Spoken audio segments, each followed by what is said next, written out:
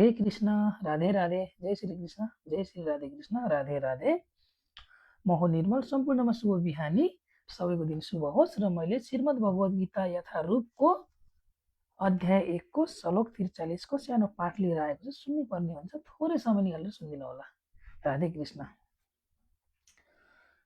दोष रहिते कुलघ्नाना वर्ण शङ्कर कारकै उत्साघन्ते जाति धर्म कुधर्मश्च शाश्वता। अर्थात् आफ्ना कुल परम्परालाई नाश गर्ने व्यक्तिहरूको गलत कार्यहरूबाट वर्णसङ्कर सन्ततिहरू उत्पन्न हुन्छन् र तिनका नराम्रा कार्यहरूबाट सबै प्रकारका सामुदायिक योजनाहरू तथा पारिवारिक कल्याणका कार्यहरू समेत नष्ट हुन्छन्।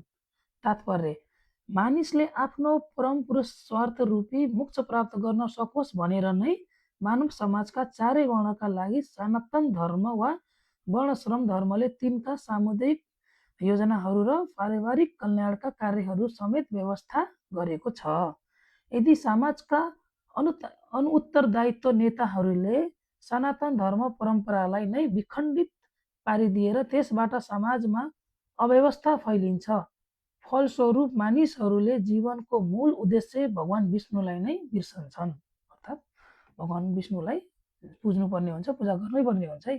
यस्ता नेताहरूलाई नै अन्धा भनिन्छ र यिनीहरूका पछि लाग्नेहरू अवश्य नै अव्यवस्थाको स्थितिमा पुग्दछन् अथवा यस्ता नेताहरूको सङ्गत गर्नाले, यस्ता नेताहरूको पछि लाग्नाले आफ्नो जीवन पनि अव्यवस्थाको स्थितिमा पुग्दछ।